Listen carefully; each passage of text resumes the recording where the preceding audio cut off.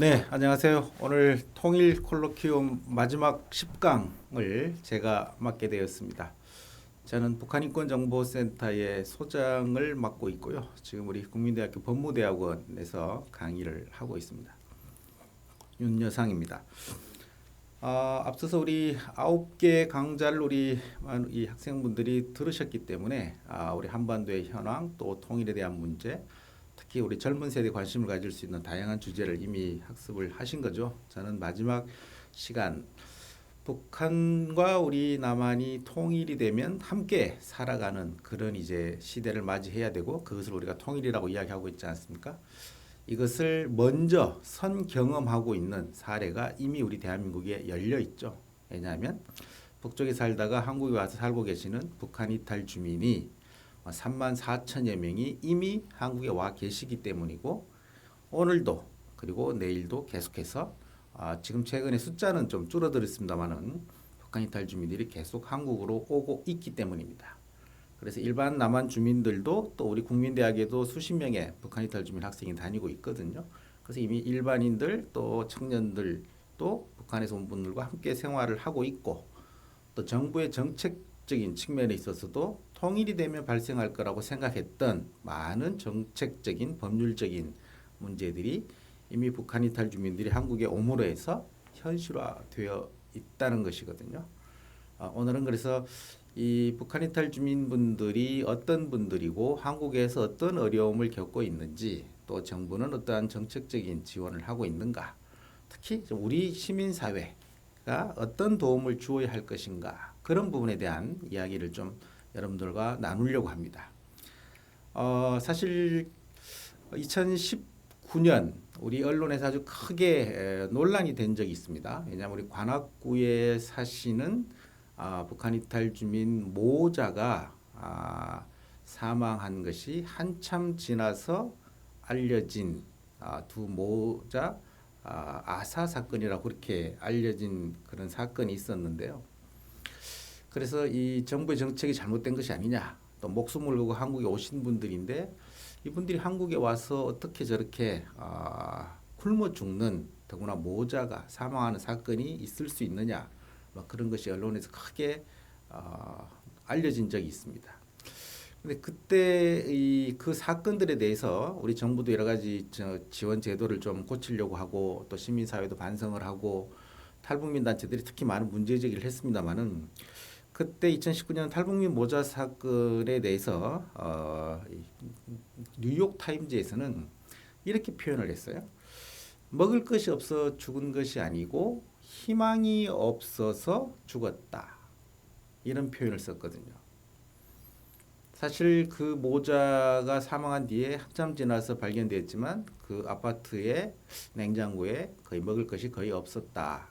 그러니까 결국은 먹을 것이 없어서 사망한 것은 맞지만, 대한민국 서울 시내에서 사실 아파트에 사는데 먹을 게 없다면 옆집에 나가서 몸만 똑똑거려도 쌀 1kg만 좀 주시면 안 되겠습니까? 지금 우리 모자가 먹을 게 없는데 좀 먹을 걸 주면 안 되겠습니까? 라고 했을 때 지금 대한민국 냉장고 각 가정에 대부분 다 가득가득 채워져 있죠.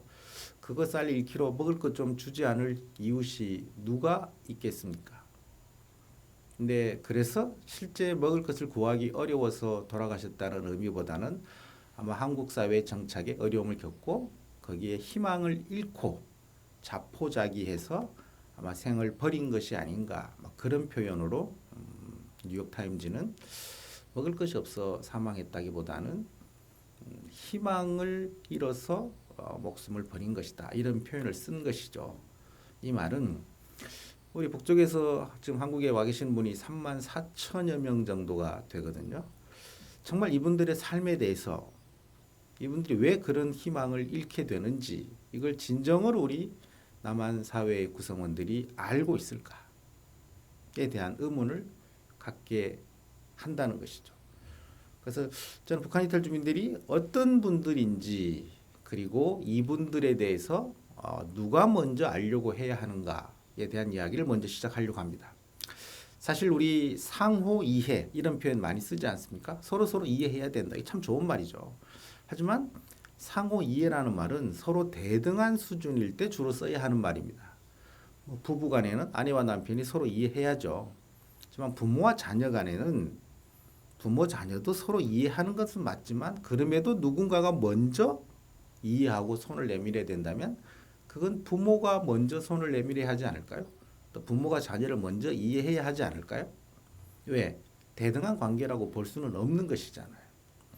그렇다면 북한 이탈 주민들은 북쪽에서 태어나서 자라서 교육을 받고 수십 년을 그곳에 살다가 한국으로 여러 가지 이유로 오신 분들입니다. 한국 사회 아주 낯설고 제도가 다르고 그렇죠. 이념이 다르고 삶의 방식이 다릅니다. 그렇다면 이 주류 사회인 대한민국 사회 구성원들과 새로 한국에 들어온 뉴커머 이분들에 대해서 물론 외국인 노동자도 마찬가지고요. 다문화 가족도 마찬가지고요. 결혼해서 들어온 분들도 마찬가지고 한국 사회에 새롭게 들어오신 분들이잖아요. 이분들과 기존 구성원이 상호 이해해야 한다. 뭐 당연히 맞는 말이고 그런 측면을 갖고 있지만 그럼에도 불구하고 누가 먼저 손을 내밀어야 할까에 대해서는 저는 주류 사회 구성원들이 먼저 손을 내밀고 새로 우리 사회에 들어온 사람들에 대해서 이해해야 한다고 생각합니다. 제가 예전에 지방에서 생활한 적이 있었는데요. 1990년대 중반이죠. 그때 우리 탈북자분들이 한국으로 가끔씩 들어오는 시기였습니다. 그게 많지 않았던 시기입니다. 1년에 한 100여 명도 안 되는 4, 50명씩 오던 시기였는데 그때 학생들이 가끔 있었습니다.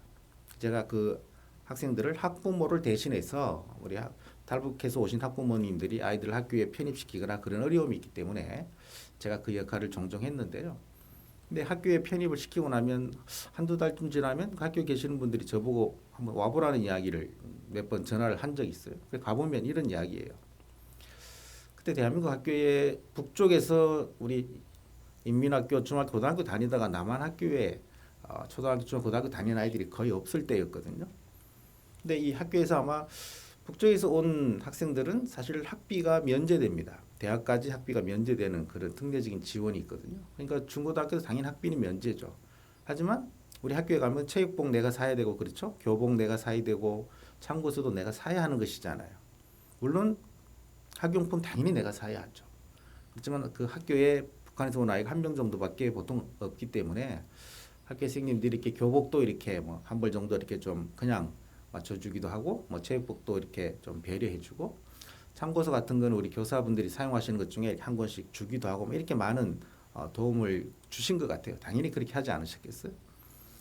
그러면 이제 그 선생님들 말씀이 그러면 좀 선생님 감사합니다든지 고맙습니다 이런 인사를 좀 하고 감사의 표시를 좀 해야 하는데 북쪽에서 온 아이들이 뭐 뜨뜻미지근하게 이렇게 뭐 감사하다는 표시도 잘 안 하고 뭐 약간 좀 그런다는 거예요. 저를 불러서 아니 북쪽에서 온 아이들은 원래 이렇게 감사 인사나 그런 걸 잘 하지 않느냐 저는 문제 제기를 하는 거죠. 제가 그 선생님들한테 그런 말씀 드렸습니다. 선생님 이 아이가 북쪽에서 태어나서 15년 살다가 남한에 온 거거든요. 남한이 중학교 2학년에 간 거예요. 근데 북쪽에서는요 원래 학비 무료예요. 무상교육이거든요. 물론 90년대 이후에 북한 경제가 어려워지면서 여러 가지 학부모가 부담해야 되는 게 있지만 학비 원래 무료고요. 교복 원래 공짜로 주는 거예요. 체육복도 원래 공짜로 주는 거예요. 입학하면 가방도 주고 그 안에 연필, 콤파스, 지우개, 자, 노트 한 세트 그냥 공짜로 주는 거예요. 신발도 그냥 주는 거예요. 원래 무상교육, 무상으로 다 받아오던 학생입니다. 근데 이 학생이 그런 사회에서 살다가 갑자기 남쪽 학교 왔는데 북한은 공산주의 사회주의 체제고 남한은 자본주의 체제고 그래서 남북한의 교육 정책에 차이가 있고 이러이러한 제도적인 차이가 다 있는데 우리 학교에서 나를 특별하게 배려해서 우리 쌤들이 이렇게 나를 도와주고 계시는구나. 이 학생이 체제 비교하고 교육 정책 비교하고 남북한의 그런 차이를 다 비교해서 인식해서 그런데도 나를 도와주시네. 이걸 다 이해하고 이 학생이 선생님 고맙습니다. 라고 하는 게 상식적으로 맞습니까? 이 아이는 원래 공짜로 받는 건데 뭐가 그렇게 감사하겠습니까? 물론 이 정책의 차이를 알고 하면 감사하는 마음이 당연히 있고 감사 표시도 해야 되겠죠. 하지만 이 아이가 그런 모든 것까지를 한국에 온 지 한두 달밖에 안 된 아이가 다 알고 그런 의사 표시를 해야 하고 그걸 요구하는 게 맞느냐 이런 이야기죠. 제 상식은 오히려 우리 학교의 교사분이 우리 사회 기존 구성원들이 한국에 수십 년 살아온 분들이 우리 사회, 우리 집단, 우리 학교에, 우리 직장에 새로운 구성원이 오면 그 사람이 어떤 환경에서 태어나서 자라왔는지 그 사회 제도는 어떤지 우리 북한에 대해서 조금 학습을 해서 이 아이가 그런 사회에 살아왔기 때문에 여기에서는 이렇게 생각할 수 있겠구나라고 이해하고 손을 먼저 내미는 것이 맞지 않느냐. 제가 이렇게 말씀을 드린 거였죠. 그럼 그 선생님 얼굴이 벌개지세요. 아이고 예 그런 말씀이 맞는 것 같습니다. 제가 조금 소홀한 것 같습니다. 그렇게 말씀하시는데 그 다음 주 되면 또 전화 와요. 지난번 선생님이 영어 선생님이고 이번에 또 수학 선생님이고 또 한 달 전에 과학 선생님이 전화 오고 제가 그 학교의 교장 선생님한테 이 학교에 계시는 교사분들을 모두 한번 좀 함께 할 수 있는 자리를 마련해 주시면 좋겠다. 그런 이야기를 해서 설명드린 적이 있습니다. 물론 오래전 이야기죠. 지금은 우리 탈북해서 한국 학교에 다니는 학생이 초중고등학교에도 2,500명, 대학에도 1,500명 이상 이렇게 있거든요. 그러니까 이미 교사들 연수도 있고 많은 이런 교육 프로그램이 있습니다. 지금은 이해하지만 과거에는 그랬다는 거죠. 그러니까 먼저 누가 손을 내밀어야 될까? 탈북민들이 한국에서 적응이 어렵다면 당연히 어려운 것이죠. 체제가 다르고 삶의 방식이 다르잖아요. 그러면 따라와 빨리 한국에서 당신들 빨리 적응해서 빨리 따라와야 돼. 이렇게만 요구하는 것이 과연 맞을까? 우리 기존의 이 사회 구성원들이 이분들을 먼저 이해하려고 노력하고 손을 내밀어 주는 것이 더 바람직하지 않을까? 그리고 그 상대방에 대해서 우리가 잘 알면 알수록 잘 도와줄 수 있죠. 또 그리고 갈등을 피할 수 있죠. 여러분들 우리 서로 소개팅도 하고 미팅도 하고 배우자를 정해가는 과정 보세요. 이 사람이 좋은 사람인지 어떤 사람이 서로 계속 많은 시간을 두면서 많은 상황 속에서 서로 알아가면서 그 사람 충분하게 많은 부분을 이해하면 할수록 나중에 배우자가 되어도 서로 이해 수준이 높다는 거잖아요. 많이 알려고 하는 거잖아요. 그래서 사실은 이건 똑같은 것 같아요. 개인의 관계에 있었던 사회 구성원들의 관계에 있어서도. 저는 우리 사회 구성원들이 그런 역할을 먼저 해줘야 되는 거 아니냐. 그럼 특히 우리 남쪽에 있는 사람들은 북한 이탈 주민한테 어떤 사람이 되어줘야 될까? 이분이 마음속으로 힘들어하면 정서적으로 다독여주는 역할도 누군가 해야 되겠죠. 경제적으로 너무 어려워하면 조금 여유가 있다면 조금 도움을 줄 수도 있는 거겠죠. 근데 사실은 북한 이탈 주민들은 공산주의 사회에서는 자기가 선택할 일이 거의 없어요. 우리 대학에서도 교과목 선택을 우리 학생들은 수강 신청할 때 어떤 과목이 좋은지 어떤 교수님이 좀 약간 학점도 잘 주고 이러는지 그거 다 판단해서 선택하잖아요. 북한 대학은 전혀 교과목 선택이라는 건 없습니다. 딱 정해진 스케줄이 딱 나와 시간표가. 초등학교부터 대학까지 다 마찬가지입니다. 그래서 선택을 해본 적이 없어요. 그런 정보를 가진 적이 거의 없습니다. 뭔가 선택의 어려움을 겪는데 그래서 가장 옆에 신뢰할 수 있는 사람 나를 따라오면 내 결정을 같이 당신 따라오면 내가 듣는 과목 너도 같이 들으면 큰 문제 없다. 이 사람을 믿을 수 있다면 그걸 믿을 수 있는 사람이 되어주는 것이 굉장히 중요하다고 연구 결과가 나와 있습니다. 탈북민들이 어려움을 겪는데 이분들한테 신뢰할 수 있는 사람이 옆에 남쪽 구성원이 있느냐 그거 대단히 중요하다는 거죠. 자, 그러면 이분들이 어느 정도나 한국에 와 있고 어떤 분들이 있을까 그런 부분들에 대해서 제가 먼저 좀 하나하나 이분들이 어떤 분들인가에 대한 소개도 여기 지금 자료에 나와 있습니다만은 이런 부분도 소개를 드리겠지만 좀 더 뒤에 몇 명이나 와 있고 어디서 와 있고 또 어떤 사람들이고 나이는 어떻고 그런 부분들에 대한 제가 자료를 먼저 뒤에 부분을 돌려서 설명을 하고 다시 앞으로 오도록 하겠습니다. 자, 여기 뒤에 지금 자료에 이제 곧 나올 텐데요. 지금 이제 이분들에 대한 여러 가지 상황들에 대한 설명을 지금 하고 있는 거예요. 자, 실제 우리 한국에 와 계시는 북한 이탈 주민은 금년 3월 말 기준으로 33,826명이죠. 34,000명이 조금 되지 않습니다. 우리 각 지역의 군 단위, 경북의 영덕군, 전라북도의 무주, 진안, 장수군 이런 군 단위 인구의 비슷한 수준입니다. 그러니까 1개 군 정도의 인구가 한국에 와 있다. 와 계시는 분의 72%는 여성이에요. 여성분이 월등히 높죠. 남성분 비율을 28%밖에 안 됩니다. 왜 이렇게 여성분이 많은 거죠? 나름의 이유가 있습니다. 그러면 이분들은 언제 왔을까요? 자료에 있죠. 1948년 남북한이 분단되고부터 한국에 오셨는데 지금까지 3만 4천 명인데 실제로는 1990년까지 오신 분들은 600명 정도밖에 안 돼요. 48년부터 1990년까지 거의 40년 넘게는 600명, 1년에 10명, 15명 왔다 이런 말이죠. 근데 90년대 초반에 숫자가 확 증가합니다. 그리고 계속 증가돼요. 중간에요. 90년 전에 오신 분들은요. 현역 군인이 군사분계선에서 근무서가 있다가 현역 군인이 남한으로 바로 내려온 경우가 90% 이상이에요. 현역 군인이 왔습니다. 그러니까 남자죠. 나이는 20, 30대겠죠. 직업은 군인이고 가족이 같이 왔을까요? 그렇지 못하죠. 현역 군인이 근무서다가 무슨 이유인지 갑자기 왔으니까 20대, 30대 남자고 직업은 군인이고 가족 없이 혼자 온 것. 어디에서? 군사병에서 바로 육상으로 온 거예요. 이게 절대적인 비율이었습니다. 그 당시는 그 남성의 비율이 거의 95% 이상이었어요. 근데 90년대 이후부터요. 지금 30여 년 동안 군사분계선에서 바로 내려온 군인 출신은 3, 40명 정도밖에 안 돼요. 이제 거의 1년에 한두 명 외에는 안 온다는 거죠. 나머지는 다 실제로 그 뒤에 3만 명이 넘게 왔는데 그 뒤에 다 오신 분들은 중국을 통해서 제3국을 통해 오신 분들이에요. 91, 2, 3, 4년도에 30명, 40명, 50명 숫자가 늘어요. 이때는 유럽에 나가 있던 유학생과 소련에 있던 벌목공들이 온 거예요. 그래서 북한이 그 90년대 이후에 유학생을 파견하지 않았습니다. 2005년 넘게 동안 유학생 파견하지 않아서 한국 도망갈까 봐. 근데 94, 5, 6, 7년도가 되면 숫자가 60명, 70명, 80명으로 늘어요. 99년에 148명, 100명이 넘습니다. 1년에 100명 이상이 넘은 게 99년이에요. 근데 매년 2배씩 늘었습니다. 2000년에 312명, 2001년에 583, 2002년에 1000명, 2002년에 1000명을 넘어요. 99년에 100명 이상 왔는데 3년 뒤 2002년에 1000명을 돌파합니다. 연간 1000명. 대단한 숫자죠. 1990년까지 600명 왔는데 40년 동안 1년 만에 1000명을 넘은 거죠. 2006년이 되면 2000명을 돌파합니다. 1년에 2000명. 2009년에 최대로 2914명까지 오죠. 3000명 밑자락을 깝니다. 1년에 3000명요. 그리고 2700, 2400 떨어져요.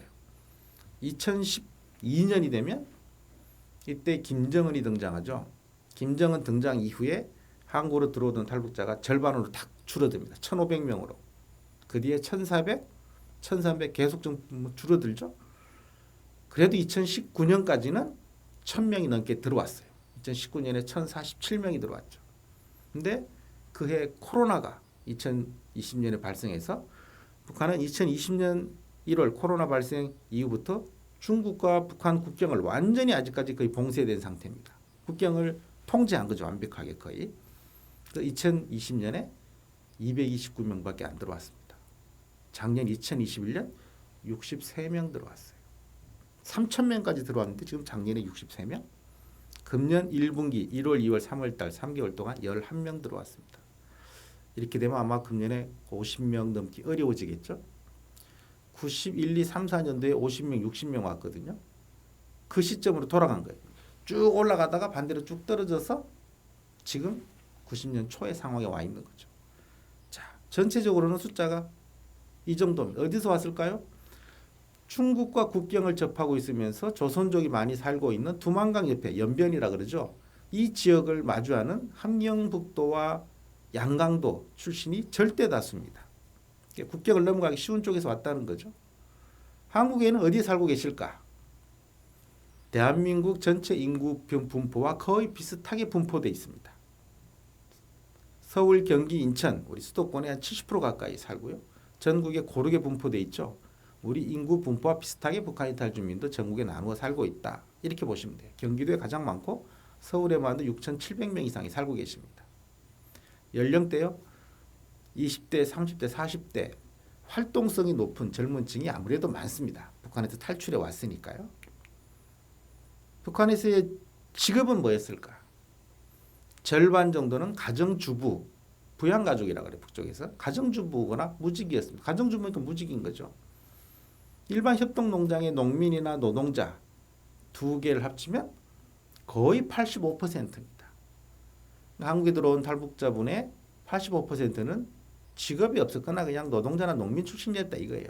좀 관리적이거나 전문직 분야의 종사자 비율은 매우 낮았다 이런 말이죠. 한국 사회에 적응하는데도 전문직으로 갈 가능성이 높지 않은 거죠.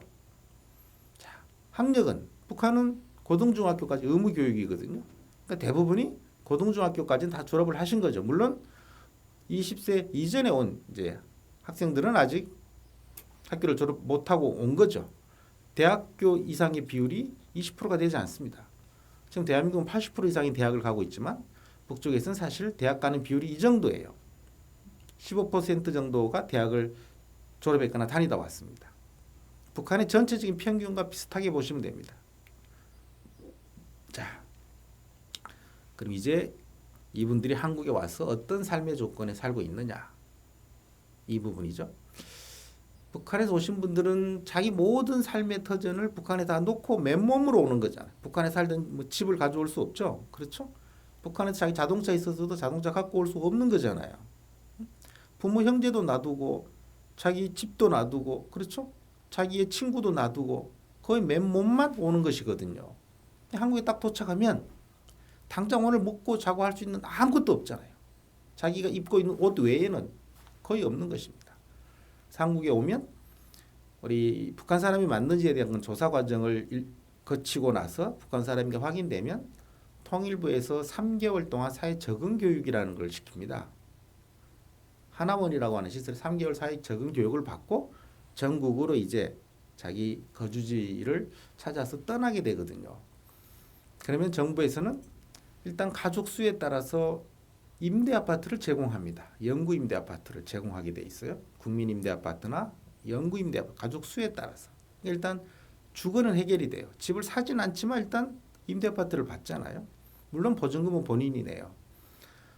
이분들이 하나원을 정착 교육을 마치고 나갈 때 한 사람이 왔다면 한 2,400만 원 정도 정착금을 받습니다.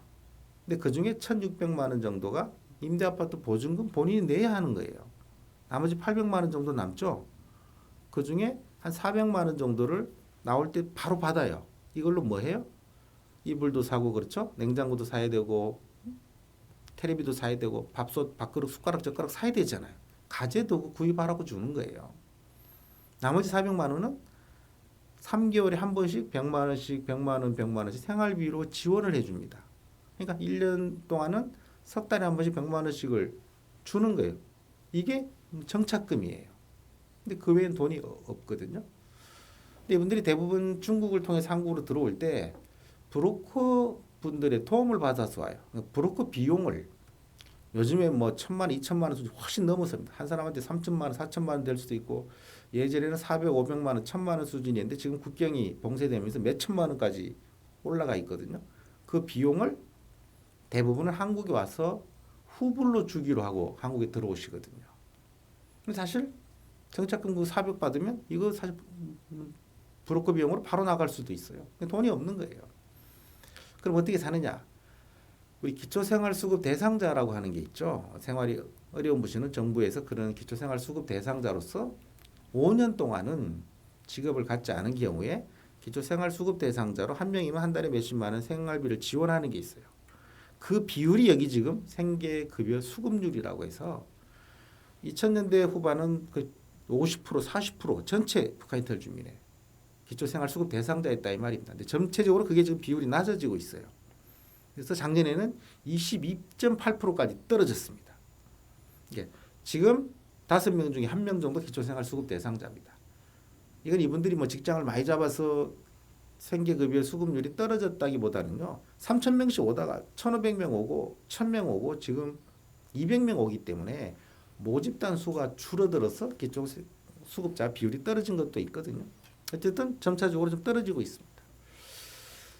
우리 초중고등학교 다니는 학생들이 학교를 얼마나 중단하느냐, 중도 포기하느냐 이런 비율이죠. 2008년에 10% 정도였는데 최근에는 1%대까지 매우 양호하게 떨어지고 있습니다.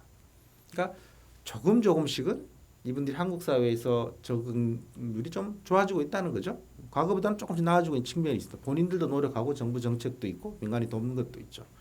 하지만 1.2%도 아직 매우 높은 겁니다. 특히 여기 포함되지 않은 게 있습니다. 초등학교 가야 할 나이에, 그러니까 13세 이전에 오는 아이들은 초등학교에 가면 초등학교에서는 중도 탈락하는 일이 거의 없습니다. 어릴 때 올수록 적응을 잘한다는 거죠. 우리가 외국에 이민을 가도 마찬가지거든요. 어릴 때 간 아이들은 영어도 빠르게 배우고 사회 적응을 빨리 하죠. 나이가 들수록 어려운 건 북한 탈주민 똑같습니다. 근데 중학교 과정에 가야 할 아이들은 중학교에 등록했다가 포기하는 비율이 좀 높죠. 고등학교는요, 가면 중도 탈락률도 꽤 높지만 아예 정규 고등학교에 진학을 하지 않는 아이들 비율이 굉장히 높습니다. 대안학교를 가거나 검정고시로 해서 대학으로 바로 가는 거예요. 그러니까 초중고 중단율에는 학교에 들어갔다가 포기한 아이들만 있지, 아예 학교에 들어가는 것을 포기한 학생들은 비율에 포함 안 돼 있기 때문에 1.2%라고 하지만 사실은 훨씬 더 높은 거죠. 고등학교 과정에 들어가야 할 학생들은 상당수가 아예 고등학교 진학을 포기하고 대안학교나 검정고시로 가는 비율이 높아서 비율이 상당히 높게 있다는 거거든요. 자, 북한 이탈 주민의 경제활동 참가율, 고용률, 실업률, 우리가 경제적인 지표를 말하죠. 이분들이 어느 정도 안정된 직장을 갖고 있고 얼마나 직장에서 일을 하고 얼마나 실업자가 많으냐, 이걸 보면 북한 이탈 주민이 한국에서 어느 정도 적응하고 있다는 게 드러나죠. 사실 10여 년 전에만 해도요, 일반 국민하고 차이가 상당히 많았습니다. 실업률도 일반 국민보다 3배, 4배씩 높았고요. 경제활동 참가 높지 않았어요. 근데 최근에 와서는 경제활동 참가율이나 고용률, 실업률 일반 국민하고 큰 차이가 없습니다. 하지만 형식적으로는 차이가 없는데 질적으로는 차이가 있습니다. 무슨 말이에요? 북한 이탈 주민 중에 정규직 비율은 일반 국민들의 정규직 비율의 3분의 2 수준이 안 됩니다. 지금 사실 우리 정규직 취업하기 상당히 어렵지 않습니까? 우리 대학생들 많은 고민이 안고 있죠. 근데 일반 국민들도 정규직이 어렵지만 북한에서 오신 분들 정규직 비율은 일반 국민의 3분의 2 수준이 안 돼요. 비정규직 비율은 일용직이나 이거요, 훨씬 높겠죠. 급여는 일반 국민들의 한 60-70% 수준에 있습니다. 평균 임금이. 자, 경제활동 참가율이나 고용률은 비슷한데 일자리의 안정성이 매우 떨어진다는 거죠. 정규직 비율이 매우 낮아. 근데 같은 일을 다녀도 월급은 북한 이탈 주민 출신들은 3분의 2 수준을 받지 못합니다. 자, 일은 임시직이든 일용직이든 다니고 있는 비율은 큰 차이가 없다. 근데 고용 안정성이 매우 낮고 급여도 3분의 2 수준이라는 거예요. 부채 비율, 일반 국민들보다 부채 비율은 크게 많이 높지 않지만 자산의 액수가 현저히 적습니다. 북한 이탈 주민 중에 자기 주택을 갖고 있는 비율 10%가 안 돼요. 일반 국민 50% 이상이잖아요. 자가를 가진 비율이 한 자리 숫자밖에 안 된다는 거예요. 물론 영구 임대 아파트를 제공하기 때문이기도 하지만 이분들이 경제적 소득으로 자가를 마련한다는 건 거의 불가능에 가까운 거죠. 지금 우리 청년들도 마찬가지지 않습니까? 그러니까 경제활동 수준은 데이터상으로는 큰 차이가 안 나보지만 질적으로 들어가면 매우 낮은 수준에 있다는 겁니다. 한국에 온 탈북한 이유는 뭘까요? 2000년대 전후까지는 배가 고파서 온 사람, 여기 지금 데이터에 나오는 배가 고파서 온 사람이 절대적 비율이죠. 하지만 최근에 온 사람 중에는 배가 고파서 왔다는 사람은 여전히 있긴 있죠. 10명 중에 1명도 되지 않습니다. 지금 북쪽에서 오신 분들은 아이고 북쪽에서 배고파서 고생하셨죠. 이거 많이 드세요 한국에서. 이러면 대부분 싫어합니다. 배고파서 온 건 아니에요. 자유를 찾아서 자녀한테 좀 더 좋은 교육 기회를 제공하기 위해서, 노후를 좀 더 안전하게 하기 위해서, 특히 먼저 온 가족이 북쪽에 남아있는 가족을 데려오는 경우가 지금 굉장히 비율이 높거든요. 가족하고 함께 살기 위해서 뭐 이런 거예요. 우리 미국의 이민 사회가 급속히 7, 80년대 팽창했거든요. 이모가 가서 조카 데려오고 조카가 남동생 데려오고 형제 데려가면서 가족 간의 연쇄 이동으로 폭발적으로 증가한 것이거든요. 이 탈북민들이 폭발적으로 증가한 것도 이런 이유입니다. 배고팠음만의 이유는 지금 아니라는 거예요. 자, 대략 이러한 상황에서 오고 있는데 최근에 오신 분들 중에서는요, 사실 2010년 이후부터 한 10여 년 동안 한국에 오신 북한 이탈 주민 중에 북쪽으로 다시 재입국한 분이 30여 명이 평양중앙방송에 나와서 자기 사연을 밝힌 적이 있습니다. 30여 명이 이미 알려져 있습니다. 아니 북쪽에서 목숨 걸고 한국에 왔는데 다시 북한으로 돌아갔단 말이에요? 예, 맞습니다. 중국에 갔다가 우리 중국에 뭐 비자 받아서 갈 수 있잖아요. 중국에서 자신이 넘어온 조중 국경으로 다시 북한으로 돌아가신 분들이 30여 명 있습니다. 이분들이 북쪽 평양 방송에 나와서 뭐 남쪽에 가니까 배가 고파서 먹을 게 없어 다시 북쪽으로 왔습니다. 이렇게 말한 분 한 분도 없어요. 모두 한국에 가보니까 차별, 편견, 고정관념 이런 것으로 못 살겠다. 마음에 상처 입고 따뜻하게 받아주자. 대부분 이렇게 표현하셨어요. 그게 사실일 수도 있고 과장일 수도 있겠죠. 하지만 분명히 그 정도 숫자가 넘어간 거 막 그렇게 밝혔습니다. 그런데 사실 거기에 들어간 분 중에 다시 몇 분은 또 한국으로 다시 왔어요. 북한에서 한국으로 왔다가 다시 북한으로 갔다가 막상 또 그렇게 서럽고 한국에 살다 안 있고 와서 북한으로 갔는데 또 가서 보니까 며칠 있어 보니까 이게 폐쇄된 사회에서 살던 북한 사람이 한국의 자유로운 삶을 경험해 보신 분은요. 좀 안 입고 더럽게 해서 다시 북쪽에 갔더라도 며칠 지나면 금방 후회합니다. 내가 또 왜 다시 이 엄중한 자유의 바람이라고 없는 것에 왜 돌아왔을까? 며칠 뒤에 다시 후회하고는 그 뒤에 아들, 딸 데리고 다시 또 한국으로 탈출해 오신 분 상당수예요. 어떻게 이게 가능하느냐? 예외적이지만 가능하고 있습니다. 지금. 자,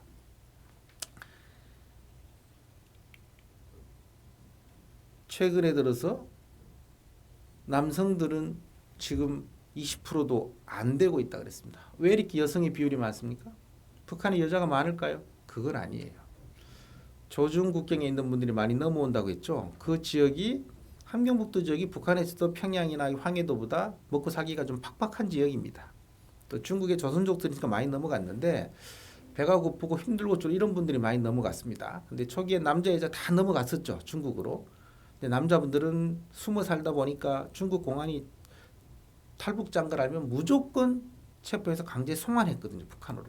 송환된 분들은 엄청난 고문과 학대를 당하고 교화소, 정치범 수용소 가고 엄청난 처벌을 받았습니다. 그래서 국제사회 한국에서 탈북자를 강제 송환하지 마라. 난민으로 인정하라고 수없이 이야기하고 있는 거예요. 아직도 중국이 듣지 않지만.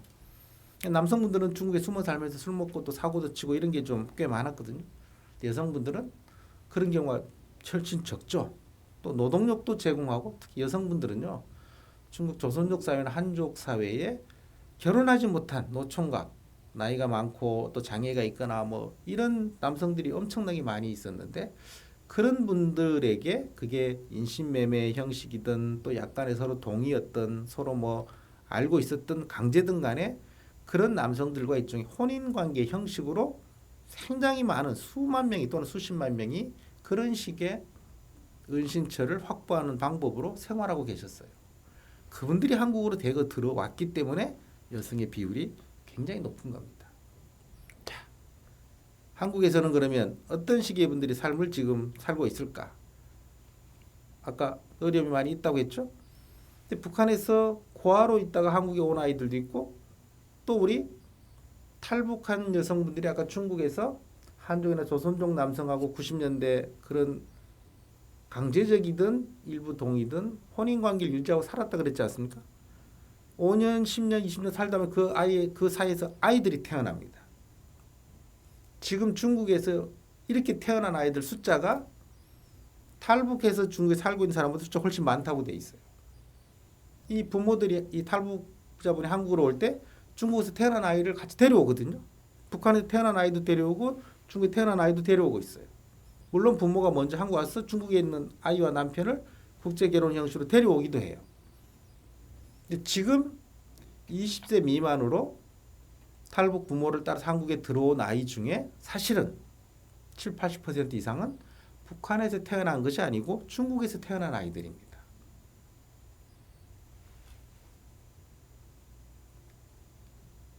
지금 탈북 대안학교가 꽤 많이 있는데요. 그 탈북 대안학교 중에 실제 탈북한 학생이 한 명도 없는 대안학교가 여러 개 있어요. 중국에서 태어난 아이는 탈북 학생은 아니잖아요. 부모가 탈북하는 것이지. 근데 이 아이들 비율이 월등히 많다는 거예요. 지금. 근데 문제는 한 가정에 어머니가 북한에 태어난 아이도 데려오고 중국에서 태어난 아이도 데려왔고 한국에 와서는 또 우리 한국 남성과 결혼해 살 수도 있지 않습니까? 그럼 한국에 태어난 아이도 있어요.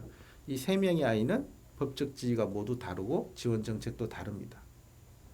탈북민 가정에 북한에서 같이 결혼해서 와서 탈북 가정으로 살고 계시는 분도 있고 중국에서 만난 남편하고 한국 와서 사시는 분도 있고요. 한국 와서 한국 남성하고 결혼해서 살고 있는 그러니까 남남북녀도 있고요. 중국과 탈북 배우자도 있고요. 이 세 형태가 다 섞여 있어요, 지금. 탈북 가정에서 여러 가지 모양, 자녀도 마찬가지인데 북한에서 태어난 아이는 대학까지 특례 입학이고 학비가 면제 혜택을 받아요. 근데 중국에서 태어난 아이는 이 혜택이 없습니다. 다문화 정책 대상에서 일정한 지원이 있을 뿐 없어요. 대한민국에 와서 태어난 아이는 그냥 대한민국의 자녀인 거예요. 일반 학생과 똑같이. 이런 것에 따라서도 지금 탈북 가정에서 상당한 어려움을 겪고 있습니다. 이 아이 비율이 월등히 높아진다는 거예요. 자, 초중고에 지금 2,500명 정도 있고 대학생이 1,500명 정도 있습니다. 특히 대학은 입학은 특례지만 졸업은 특례가 아니잖아요. 또 취업은 특례가 아니거든요. 일반 학생들도 취업에 어려움을 겪는데 탈북하고 졸업하는 학생들이 취업에 훨씬 더 어려움을 겪죠. 우리 일반 주민들도 취업이 어려운데 탈북해서 성인은 더더욱 어려움을 겪죠. 실제 그래서 우리 탈북 사회에서 이혼율도 일반 가정보다 이혼율이 더 높은 것으로 되어 있습니다. 북쪽에서 목숨 걸고 한국에 왔는데 같이 목숨 걸고 온 거잖아요. 자녀와 부모가 목숨 걸고 왔는데 한국 와서 오히려 이혼하는 비율이 높아지고 있어요. 가정이 붕괴된다는 거죠. 지금 대한민국 이혼율 세계적으로 가장 높은 수준에 있죠. 그런데 그 일반 가정보다 탈북자가 더 높다라고 알려져 있습니다. 아이는 상대적으로 빠르게 한국에 적응해요. 여성분들은 남성보다는 좀 빠르게 적응합니다. 남성분들은 사실 북한은 아주 철저한 이 남성 중심의 사회거든요. 아직 한국도 여전히 남성 중심의 측면이 많이 남아있지 않습니까? 여성들이 여러 가지 어려운 불편함을 겪고 있죠. 점점 좋아지고 있다고 하지만 근데 북한은 정말 남성 중심의 사회예요. 그러니까 그런 곳에 살았던 남성들이 한국에 와도 남자들은 북한식으로 살려고 하죠. 왜? 북한이 자기 유리했으니까. 여성분은 남한식으로 살려고 할 거 아니에요. 그 사이에서 갈등이 생깁니다. 그러니까 부부 갈등 상당히 심해요. 또 우리 가정의 세대 갈등 심하죠. 여러분들 부모들하고 대화 잘 안 된다 그러잖아요. 꼰대라 그러고 그런 표현 많이 쓰지 않습니까? 우리 가정에서도 세대 간의 갈등이 심한데 탈북 가정은 세대 간의 갈등이 더 심해요. 이러면서 가정이 붕괴되는 경우가 상당히 많아집니다. 범죄 피해율도 일반 국민보다 탈북자분이 범죄 피해율이 훨씬 높습니다. 다단계 사기 당하고 무슨 보험 사기 피해나 이런 피해도 훨씬 많이 발생해요. 한국 사회 잘 모르기 때문에 피해만 높은 게 아니고 범죄 가담률도 일반 국민보다 좀 더 높은 걸로 나타나요. 생활이 어렵고 근데 일반 국민을 상대로 탈북자분이 범죄 혐의를 저지르는 건 잘 없죠. 먼저 온 탈북자가 나중에 온 탈북자분한테 사기치고 뭐 이런 경우가 많아요. 그래서 그 사이에서 범죄 피해와 가해가 많이 발생합니다. 소득 수준은 일반 국민의 3분의 2 수준. 직업 안정성도 3분의 2 수준. 그런데 이혼율은 더 높고 사실 좀 안타깝지만 자살률도 더 높은 걸로 나와 있습니다. 우리 일반 국민 자살률 좀 굉장히 높은 수준에서 참 우리 위험한 사회라고 할 만큼 어려운 조건에 있는데요. 탈북민은 범죄 피해 가담률도 높고 피해율도 높고 이혼율도 더 높고 자살률도 더 높은 걸로 나오고 있죠. 학생들의 중도 탈락률도 더 높다는 거죠. 자, 대략 이런 정도에서 이분들이 지금 살고 있다는 거예요.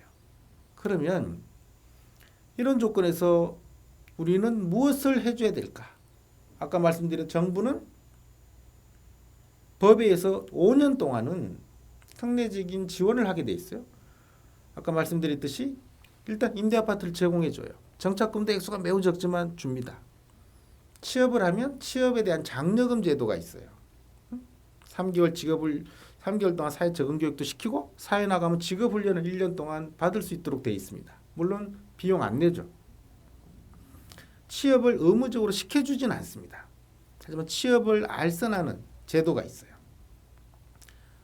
5년 동안은 취업이 안 돼 있으면 의료보험 일종 혜택을 받습니다. 의료비 거의 들지 않을 정도의 의료보험 일종 혜택이 있고, 직업을 갖지 않으면 기초생활수급 대상자로서 일정한 지원을 받고, 취업을 강제적으로 시키진 않지만 의무적으로 주진 않지만 취업을 알선하도록 정부가 지원이 돼 있고, 직업훈련 무료고요. 대학까지는 학비가 면제고요. 특례 입학의 혜택을 받을 수 있게 돼 있어요. 그러니까 사실 기초교육하고 주택, 의료, 교육, 직업훈련, 취업 알선까지 기본적인 생계에 필요한 것은 정부가 지원하고 있다는 거죠. 하지만 이런 것만으로 해결되지는 않죠. 왜? 취업하러 가면 당장 이력서에 북쪽 출생이라고 써 있으면 사실 우리 고용주들이 어떻게 판단하겠습니까? 사실 아마 우리 대부분 고용주분들 좀 그렇게 탐탁지 않게 여길 겁니다. 아예 면접 대상자로 빼버리는 경우가 뭐 솔직히 다수일 거예요. 어떻게 면접 대상자 올라갔다 해도 말투가 다르고 금방 느낌이 오겠죠? 어디서 왔냐고 물으면 북쪽에서 왔다 그러면 좀 아유 참 어렵게 오셨네요. 아유 참 고생 많이 하셨는데 저희 회사에서 열심히 잘해봅시다. 이렇게 말하시는 분도 물론 있죠. 하지만 그렇게 많다고 보기 어렵죠. 오히려 좀 불리하게 작용해서 떨어뜨린 경우가 많다는 거예요. 승진을 할 때도 보직을 결정할 때도 불이익을 받았다라는 응답이 훨씬 많습니다. 저희들이 북한 이탈 주민이 어떤 차별과 어떤 인권 침해를 당했는지를 조사 연구한 적이 있는데요. 북한 이탈 주민 60% 정도가 차별 인권 침해 경험을 있다라고 이야기합니다. 어디서 당했습니까? 라고 보면 뭐 경찰서나 공공기관, 관공서에서 인권 침해 당했다는 비율은 거의 없습니다. 대한민국이 공공기관, 국가기관에서 인권 침해를 하는 경우는 이제 거의 찾아보기 어렵죠. 일부 있지만 대부분 직장에서요. 취업할 때, 승진할 때 이런 곳에서 차별을 당했다는 비율이 월등히 높습니다. 아까 말씀드린 그런 상처와 아픔을 갖고 에라이 하고 다시 북쪽으로 간 분들이 있다고 말씀드렸잖아요. 북쪽으로 간 분은 극히 아주 드물죠. 전체 33,000여 명 중에 10% 이상은 중국이나 영국, 프랑스, 벨기에, 미국, 캐나다 이런 제3국으로 10% 정도가 이미 이주를 했습니다. 지금 영국, 유럽 이런 곳에 몇천 명씩 있어요. 미국, 캐나다에도 1,000명 이상 있습니다. 한국 왔다 다시 이주하신 거예요. 왜? 한국 사회 정착이 그만큼 쉽지 않다는 거죠. 주로 차별이나 편견 이런 부분 때문이라고 주로 이야기를 하십니다. 정부가 이런 지원을 해주고 민간도 나름의 그런 지원을 하고 있지만 또 이런 지원 교육도 하고 있지만 그게 다는 아니라는 거예요. 실업률도 아직은 일반 국민 높고 자살 범죄 피해 높고 차별에 대한 상처가 있고 그 제2주, 제3국으로까지 나가고 일반 국민들한테 북한 이탈 주민에 대한 인식을 조사해 보면요. 부정적인 인식이 훨씬 높습니다. 외국인 노동자보다 더 인식이 긍정적이지 않은 걸로 나타납니다. 이 말은 무슨 말이에요? 우리 사회가 외국인 노동자나 이런 부분들은 그래도 더 긍정적으로 받아주지만 북한 이탈 주민을 제일 밑으로 보는 시각이 점점 더 강해진다는 겁니다. 이런데 취업이 잘 되겠습니까? 이런데 한국 사회에 잘 정착할 맛이 나겠습니까? 하지만 우리가 통일을 지향하는 국가에 살고 있지 않습니까? 자, 북쪽에서 오신 분들이 한국에서 이런 대접을 받고 있다. 그리고 그분들 중에 극히 일부지만 북쪽에 가서 내가 남쪽에 살아보니까 이래 하더라. 아이 뭐 이렇게 표현을 하면 북쪽에 살고 계시는 분들이 남한이 중심이 되는 통일을 희망할까요? 그렇지 않을 겁니다. 이분들 숫자는 대한민국 220여 개의 시군 중에 하나의 군 정도, 220분의 1 정도 인구에 불과하지만 이분들이 갖는 상징성은 대단한 것이죠. 현역 국회의원도 2명이 있지 않습니까? 태영호 국회의원은 서울 강남의 지역구 국회의원이에요. 지성호 국회의원은 비례대표 국회의원입니다. 300명이 안 되는 국회의원 중에 2명이 지금 북한 이탈 주민이 국회의원으로 활동하고 있습니다. 상징적으로는 이런 분들도 있지만 전체 다수의 북한 이탈 주민들의 삶은 녹록지 않다는 거죠. 근데 이분들로 인해서 많은 변화도 있습니다. 제가 앞에 자료에 잠깐 보여드린 적이 있습니다만은 이분들 중에 한국에 오셔서 절반 60% 이상은 북한에 있는 남아있는 가족들한테 생활비도 보내고요. 생활비를 잘 받았는지 전화 통화 이런 걸 통해서 확인도 합니다. 아니 지금 남과 북이 정부 간의 대화도 완전히 단절돼 있고 서신이 완전히 차단돼 있는데 아니 어떻게 탈북자분들이 송금을 하고 가족하고 통화를 해요? 물론 법률적으로는 그것이 적법하지 않은 측면이 있을 수 있지만 여기 와 있는 가족이 돈 벌어서 북쪽에 정말 굶주리고 목숨이 위태로운 가족들한테 중국을 통해서 그런 브로커 라인이 있는 거죠. 송금을 보냅니다. 송금 수수료가 무지하게 높습니다. 100만 원 보내면 30만 원, 50만 원까지 보통 수수료로 중간 브로커가 갈치해요. 왜? 이게 지금 남북 간의 공식적인 송금이 안 되잖아요. 조중 국경, 중국과 북한 국경 지역에 대부분 이분들이 살기 때문에요. 좀 송금, 그래도 돈을 전달해 주는 분들이 쉽겠죠. 중국 분들이 연결해 주는 거고. 그리고 두만강, 압록강 근처에 대부분 이 가족들이 살기 때문에 그 지역은 중국의 휴대폰이 연결이 됩니다. 중국 휴대폰이 두만강 몇 킬로까지는 산에 올라가면 다 휴대폰이 연결되거든요. 우리 중국에 우리 자유롭게 전화하잖아요.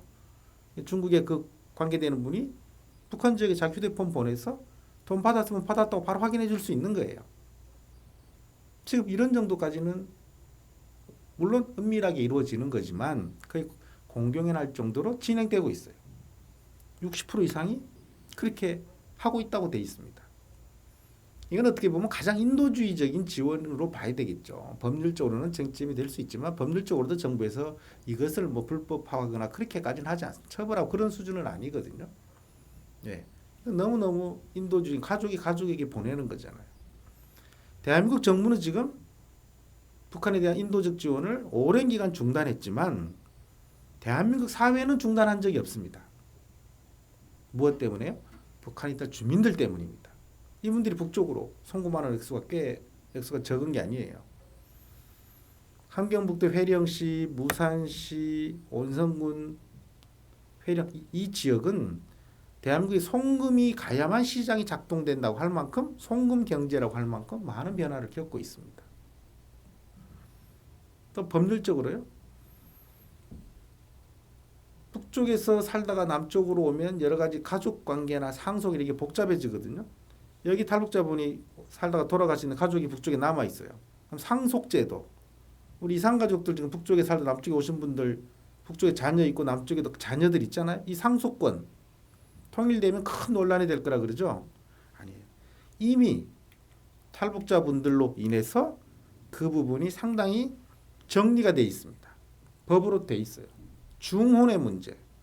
북쪽에도 안에 있고 남쪽에도 안에 있는 게 법률적으로는 금지되어 있는데 사실은 우리 법률에서 그런 부분에 대해서도 북한 이탈 주민들 때문에 정리가 돼 있어요.